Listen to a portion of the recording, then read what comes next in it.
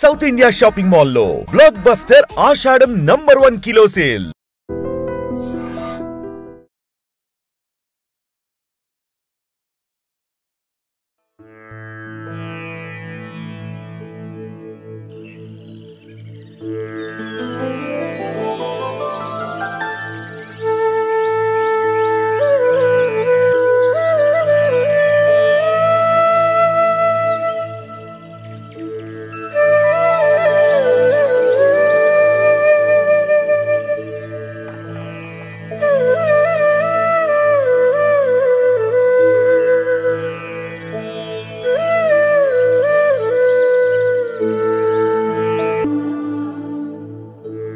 तव सुप्रभातमरविन्दलोचने भवतु प्रसन्नमुखचन्द्रमण्डले विधिशङ्करेन्द्रवनिताभिरचिते वृषशैलनाथ दयिते दयानिधे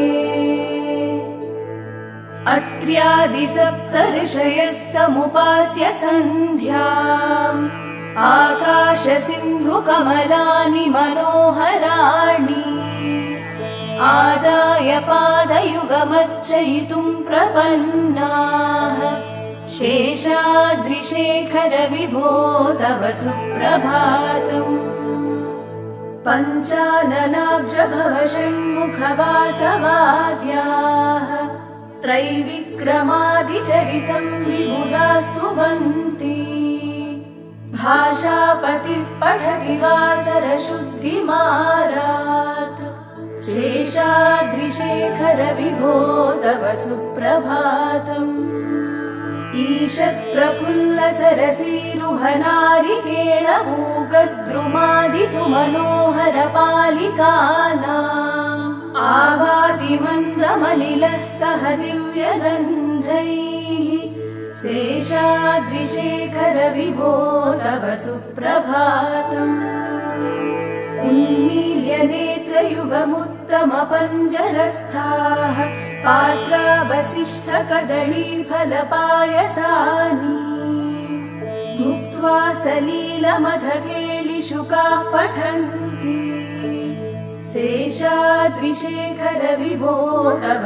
सुप्रभातम् तन्त्री प्रकर्ष मधुरस्वनया विपञ्च्या गायत्यनन्तचरितं तव नारदोऽपि भाषा समग्रमसकृत्करचारुरम्यम् शेषाद्रिशेखर विभो तव सुप्रभातम् भृङ्गावळी च मकरन्दरसानुविद्ध झङ्कारगीतनिनदैः सह सेवनाय निर्यात्युपान्तसरसी कमलोदरेभ्यः शेषाद्रिशेखर विभो तव सुप्रभातम् योषागणेन वरदध्निविमध्यमाने घोषालयेषु दधिमन्थनतीव्रघोषाः रोषात्कलिं विदधते ककुभश्च कुम्भाः शेषाद्रिशेखर विभो तव सुप्रभातम् पद्मेशमित्रशतपत्रगदाळिवर्गाः हर्तुं श्रियं कुवलयस्य निजाङ्गलक्ष्म्या भेरीनिनादमिव बिभ्रति तीव्रनादम् शेषाद्रिशेखर विभो तव सुप्रभातम् श्रीमन्नभीष्टवरदाखिललोकबन्धो श्री श्रीनिवास जगदेकदयैकसिन्धो श्रीदेवताग्रहभुजान्तर दिव्यमूर्ते श्रीवेङ्कटाचलपते तव सुप्रभातम्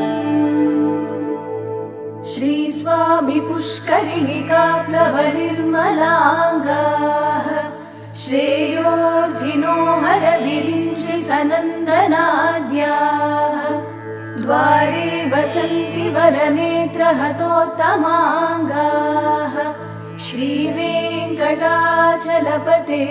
तव सुप्रभातम्। शेषशैलगरुडाचल वेङ्कटाद्रि नारायणाद्रि वृषभाद्रि वृषाद्रिमुख्याम् आख्यां त्वदीय वसतेरनिशं वदन्ति श्रीवेङ्कटाचलपते तव सुप्रभातम्। सेवा परा शिव सुरेश कृशानुधर्म रक्षोऽम्बुनाथ पवमान धनाधिनाथाः बद्धाञ्जलि प्रविलसन् निज शीर्षदेशाः श्रीवेङ्कटाचलपते तव सुप्रभातम्।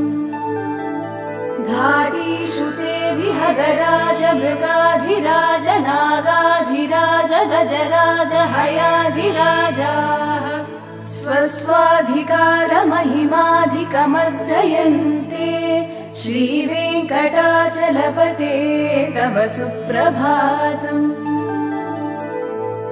सूर्येन्दुभौम बुधवाक्पति काव्यशौरि स्वर्भानुकेतु दिविषत्परिषत्प्रधानाः त्वद्दासदासचरमावधिदासदासाः श्रीवेङ्कटाचलपते तव सुप्रभातम्।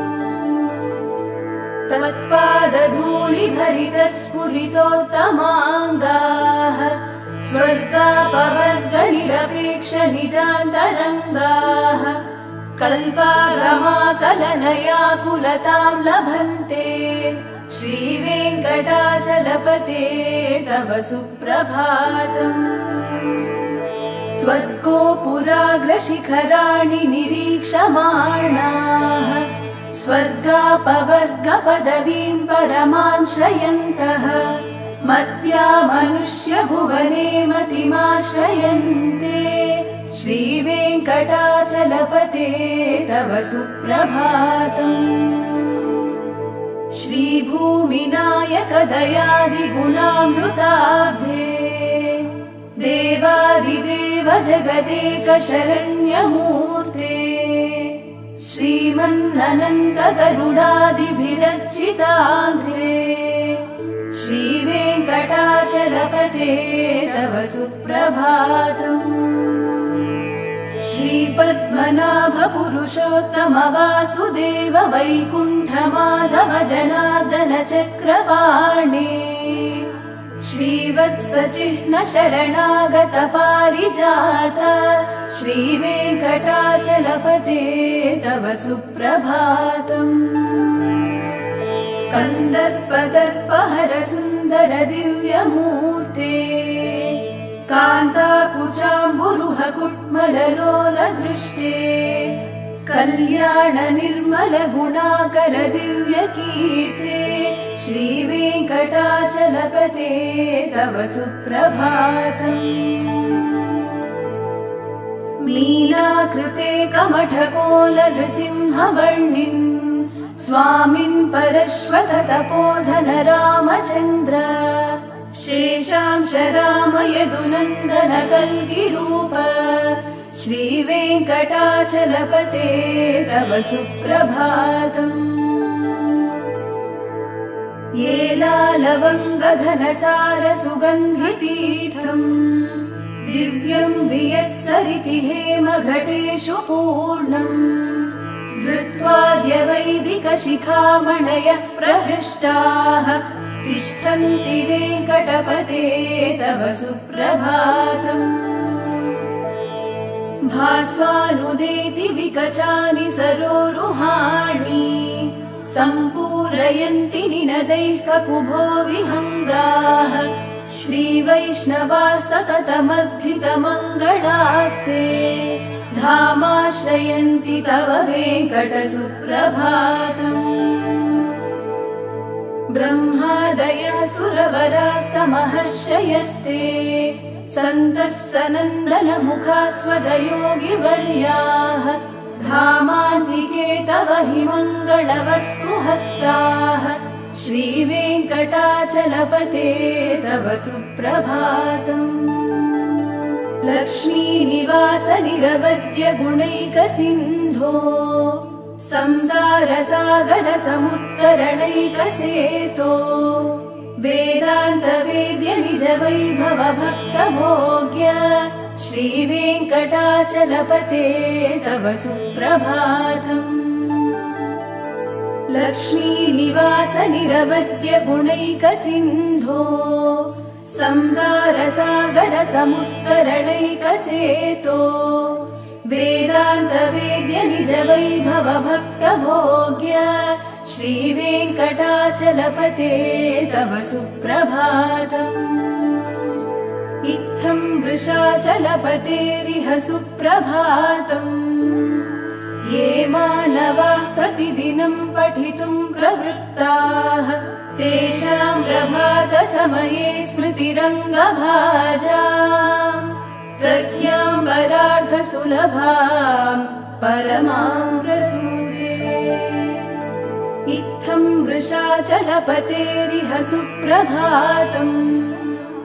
ये मानवाः प्रतिदिनं पठितुं प्रवृत्ताः तेषां प्रभातसमये स्मृतिरङ्गभाजाम् प्रज्ञां परार्थसुलभां परमां प्रसूते।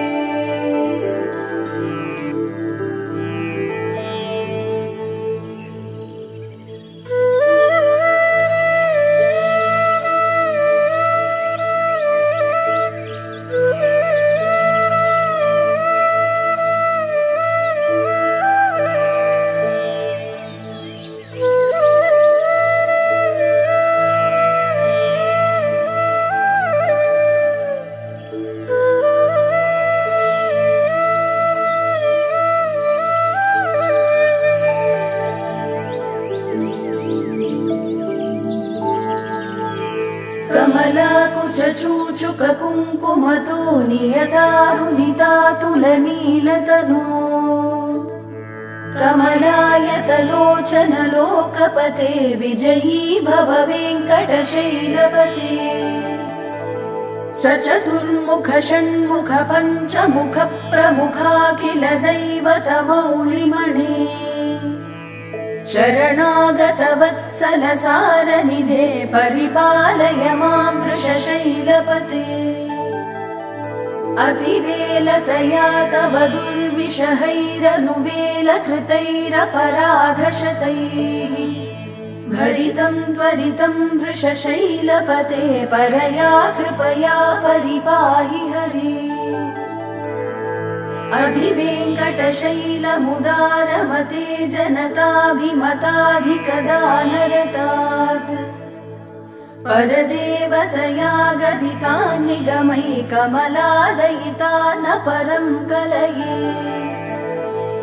कलवेणुरवावशगोपवधूशतकोटिवृतात् स्मरकोटिसमात् प्रतिवल्लविकाभिमतात् सुखदात् वसुदेवसुतान् परं कलये।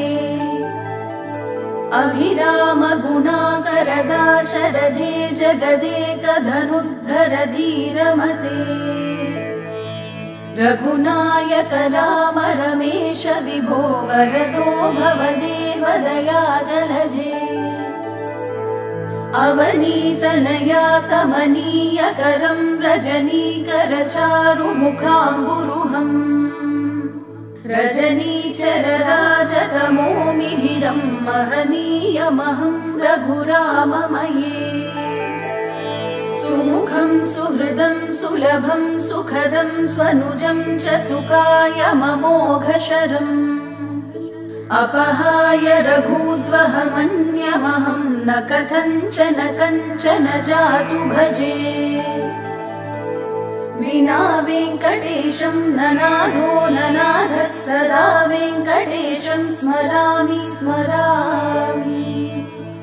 हरे वेङ्कटेश प्रसीद प्रसीद प्रियं वेङ्कटेश प्रयच्छ प्रयच्छ। विना वेङ्कटेशं ननाथो ननाथः सदा वेङ्कटेशं स्मरामि स्मरामि।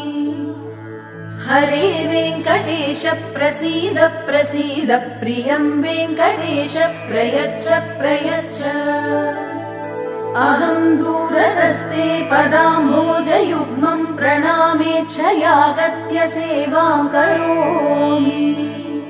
सकृत्सेवया नित्यसेवाफलं त्वं प्रयच्छ प्रयच्छ प्रभो वेङ्कटेश अज्ञानिनामया दोषान् शेषान् विहितान् हरे क्षमस्वत्वं क्षमस्वत्वं शेषशैलशिखामणे